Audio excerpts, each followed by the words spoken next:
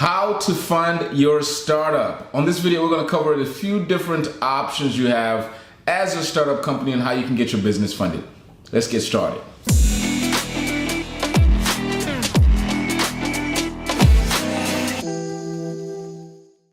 So majority of startup companies don't think that they have many options as it pertains to funding their business. You just don't know. There's so many different ways on how you can get your business started. We clearly understand that any business is going to need money to get started. But how you get that money is what we're going to be talking about today. I'm going to give you a few tips, a few different strategies, and I'm going to actually reflect on myself as well. I remember when I started my first business was called Geeks or Us. And the whole idea was going against Geek Squad. And I remember my slogan, I used to say, we're better than those other geeks. And then after that, I moved into a few other different businesses. But I utilized these options that I'm going to discuss with you today. So without further ado, let's go ahead and get started. The first option that I want to discuss with you is utilizing your banks and credit card companies. A lot of people don't really understand it. A lot of businesses are started with credit cards. You know, one popular one that comes into mind right now is Airbnb.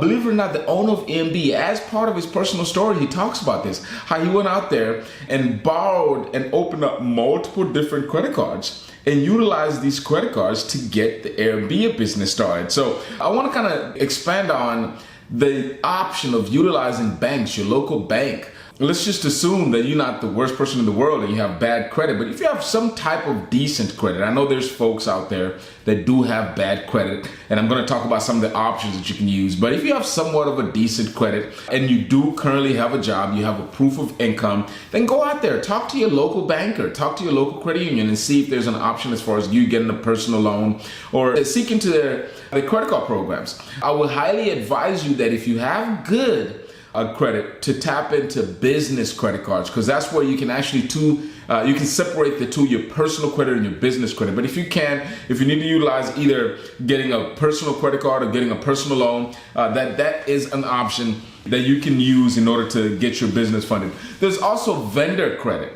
Once you have established business, these funding options do not require for you to have good personal credit. You can get vendor credit with people like Uline, Accurate, Granger, and some companies out there that offer credit to new businesses. Now, keep in mind, this is not cash credit. There's three different types of credit. There's vendor credit, which is basically like a store card, like a Best Buy card or Office Depot card. You can only use these type of credit lines on that specific store. There's also fleet credit. Fleet credit is kind of gas cards. That's the type of card that you use only for gas and things of that nature. And then there's also cash credit cards. These are credit cards that you can basically use them as cash anywhere you go. And there is there's personal credit and there's also business credit. Most entrepreneurs, especially starting early on, they don't even know there is such a thing out there as business credit. So I want to kind of point that out. There is such a thing as business credit. So you want to kind of take into account that. So that's the first option that you need to tap into. It's the easiest option, which is just tap into your local bank and what options you have as far as funding at this point. The next thing is what I call trade equity. When I started my business, I got to the point, I had a proven business model. I was generating income, but at the time, believe it or not, I personally had bad credit. So I could not utilize that first option that I just told you about as far as me going out there and getting funding. So I use what I call trade equity. I remember I needed a sales team and I needed to hire somebody to really, take control of my sales department because I was getting clients, but I needed to be stuck in processing. I needed to be dealing with banks, negotiating and closing these loans, and I needed somebody to continuously be bringing business in. So I needed somebody to handle sales. And of course, I did not have the money to pay them. So what I offered them, I partnered up with a really good business partner of mine who really helped me get my business to the next level. And I offered him a percentage of the sales that was coming in, and it was a very lucrative percentage, and he was able to get in there, and I was generating leads, so now he can make sales, make money for himself, but also help me by being that person in that position. So trading equity, offering a percentage to somebody, especially somebody that has the necessary skills, because now they're in bed with you. I think it's actually better that way than just offering a percentage in return of money, because you're still by yourself, okay? Even though maybe that money will allow you to hire somebody, but to me, even the money and the equity, them doing some type of position is even much better. So trade equity. Actually, there's another thing that I want to put on there as it pertains to equity is kind of sweat equity. A lot of people just think they have this mindset that, especially if they're currently working at a job, that they can't start their business because they're still at their job. And I mean, let's just be honest. It's 24 hours in a day. I remember when I started my business, and this is going to sound crazy, I remember working a full 24-hour period. Okay? I mean, that's 24 hours, no sleep, high on coffee. I mean, that's how much adrenaline and passion I had as it pertains to my business. I had to get it done. I couldn't sleep. So, of course, if I'm not going to sleep then, I'm going to do something then. Let me drink this coffee and keep, grinding, keep clocking in, keep putting in that time. So, a sweat equity. Get off of work and get your butt off and start working on your other business. You can get off of work at 5 and start working on your business from 6 to 10 or whatever the situation is. Yes, sometimes it's challenging when you have children. Put the kids to sleep. If you put them to sleep by 9, 10 o'clock, start working from 10 to 12 or whatever the case might be. Get you 5 hours of sleep. You have to sacrifice. There's a sacrifice that has to be made. Do that for about 6 months, and now you might put yourself in a position where you can only work part-time and work on your business part-time. Whatever you need to do, but that's another thing that you need to have. The most valuable thing we all have is time, okay? So take your valuable time. Once you put in 8 hours or whatever many hours you put into your 9 to 5, there's 24 hours in a day, okay? We all get 24 hours. Put in, 2, 3, 5, 6 hours if you can, depending on your living situation is, on your business. You do that for at least 6 months. Trust me and believe when I say, if you're executing with the plan, you're going to be somewhere within that 3 to 6 months. You're going to be in a position where you can actually see the business growth, where you can start tapping into some of these other things that we're going to be talking about here. Another thing is utilizing friends and family. Now, this is something that, for me, you my people here, people call them fools.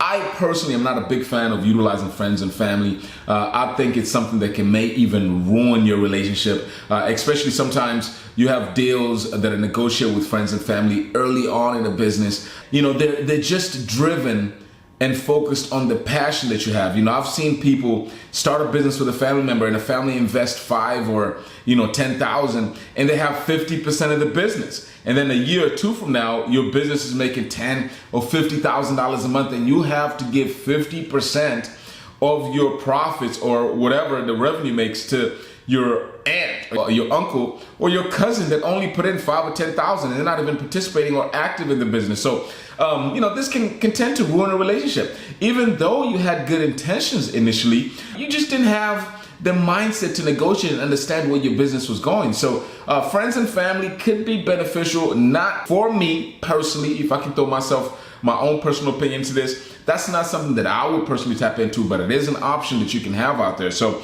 that you have as far as funding your business. Another thing is kind of funding yourself. Okay. This is what I was just talking about. And this is something that I did myself. I remember when I started, the first business that I started, Geeks R Us. I was actually, believe it or not, working at Best Buy.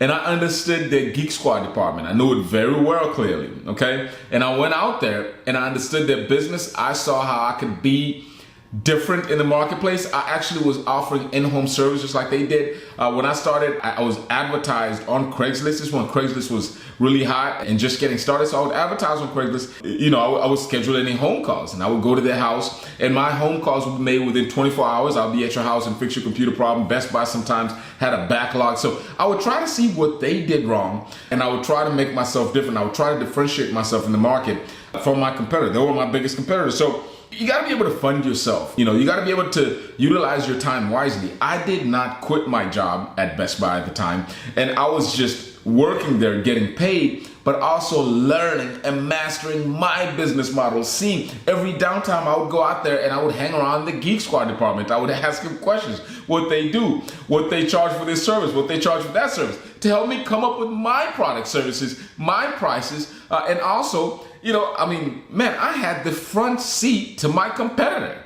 I knew everything that they were doing, okay? So you gotta be able to kind of move strategically and come up with these ideas on how you can better yourself and put yourself in a better position. Another option that I wanna put out there, a lot of people don't even know there's business accelerators in your state. There's millions of dollars that are put aside by each state, sometimes municipality, sometimes a city puts aside, and even the federal government puts grants, and so much money is out there for these programs where you can tap into.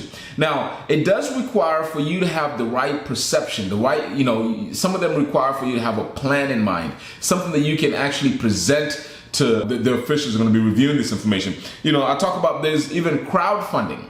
These are new ideas that are coming up right now on how you can fund a business idea. It doesn't even have to be a proven idea, but if you got a great idea and you can present it real well, you can go to some online crowdfunding services and present the idea there, and it can be funded by some of your future potential clients if they think that idea is actually offering a solution in the marketplace. I mean, look this stuff up. There's so many ideas and business products and services have been launched recently just by crowdfunding services. Somebody just really outlining their plan, what solution they're going to be solving, and what the execution plan is. And there's platforms that you can post these ideas and in essence have people come out there and crowdfund it.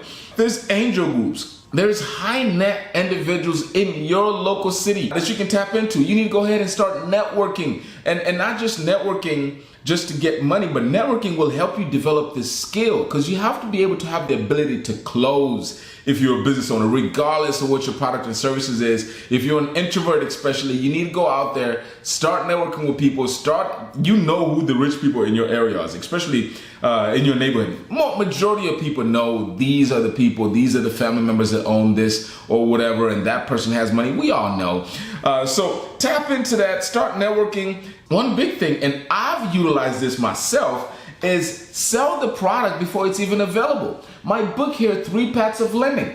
I was thinking about writing this book for years and years, and I just never did. I was make excuses. Well, I'll do it next year, or as soon as I reach a certain income goal, then I'll do it. And I just kept on kicking the can. Maybe that's what you've done as far as starting your business or even expanding your business.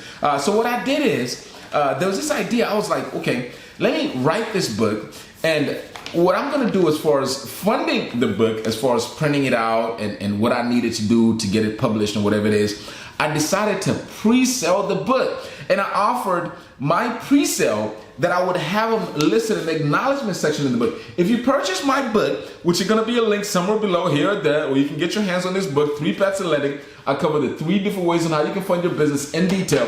You will see on the acknowledgement section, I offered it to 50 people, okay? And they paid $30. I think it was $30 or $40 in advance. You do the math. 50 people, $30. Just do the math and see how much money I was able to raise before the book was even released, okay? And I took that money. It did a few things. Number one, it put a lot of pressure on my behind to make sure that I had to get this book done, okay? I was not going to refund all these people, okay? I had to get them their product.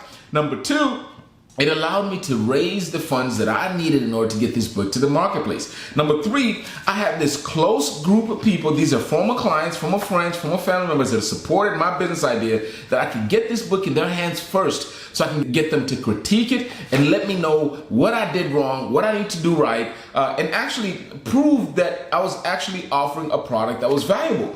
So anyway, we can talk about this all day. I want to sum it up. This is how you can fund your startup. Number 1, utilizing banks and credit card companies. Number 2, trade equity, okay? Be you trading a percentage of your business, be trading a percentage of your revenue to somebody else that is offering a skill. Number 4 is sweat equity. You actually spending the time after hours, after school, after work, whatever is needed, waking up early every morning. Used to wake up and still do wake up at 3, 4 o'clock in the morning so I can make sure I was working on my business before I had to go to work at 9 o'clock in the morning. I'm a morning person. I'm not an evening person. I don't stay up late. My brain shuts down at about 6, 7 o'clock, okay? So anyway, use that using friends and family members, learning how to fund yourself, and also try to tap into some startup accelerators, crowdfunding, grants, angel investors, and a few of them that are out there. So those are 5 different ways, 5 different ideas that I've just shared with you. Now it's up to you to execute. As I always say, in order for you to have a successful business, it takes passion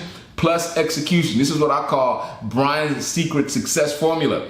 Passion plus execution equals results. Not just the passion, not just the execution. You have to have both in order to get the results. So now it's time for you. Now you have the information, go out there and execute. And I'll see you in the next video. Thank you.